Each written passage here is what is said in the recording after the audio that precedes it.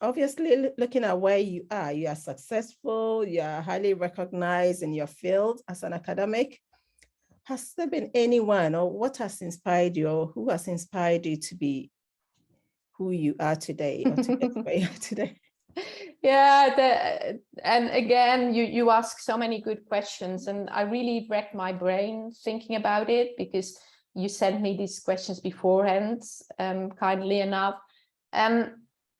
Like many other academics, I really can't say I had role models or mentors in my career. I've had really pleasant collaborations with lots of people, but I didn't really have a role model or mentor when I was younger.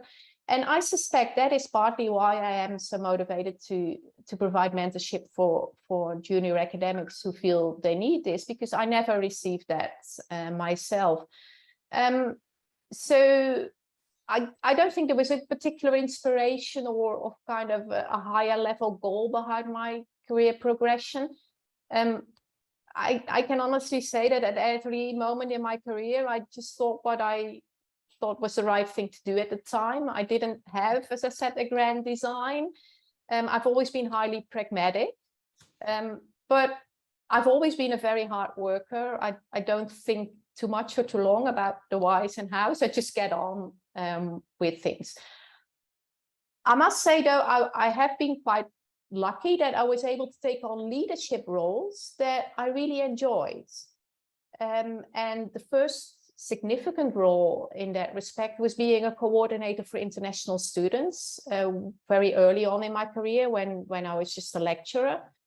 And that was at the University of Bradford, where we had a large number of international students at the time. So I was their first point of contact and answered their questions and also organized social events for them.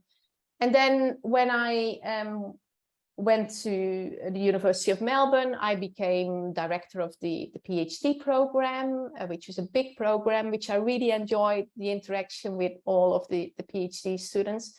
And then after that, I became Associate Dean Research, and then, of course, at Middlesex, Research Mentor and Staff Development Lead.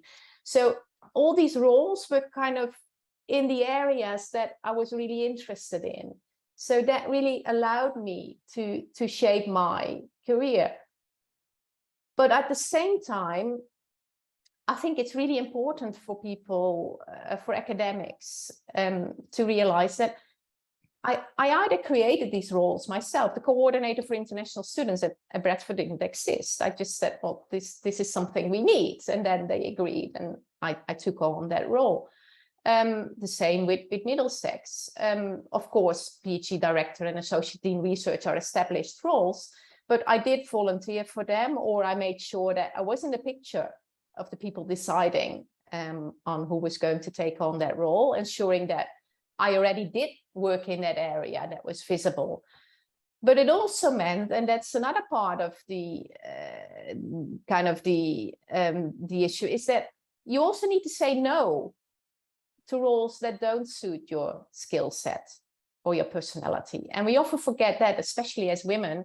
Women often tend to say yes when they're asked, even if they really don't want to take on a particular role or don't think they're suitable. I have always said no to being head of department or dean, because I know that that doesn't suit my skill set or my personality. I would go mad within a month if I had to take on that role. So maybe that's something that would help other academics to reflect on, kind of how you can shape your own career purposefully. And I do have 2 blog posts about that as well. Be proactive, resilient, and realistic, and also when to say no. So you might want to look those up. Yes, I would definitely look those up, but I think those are also interesting topics. Probably someday we could also pick up in another podcast, because I think a lot of us could do with that advice. I have that problem and I need to work at it. So thank you for that. I have to learn to say no.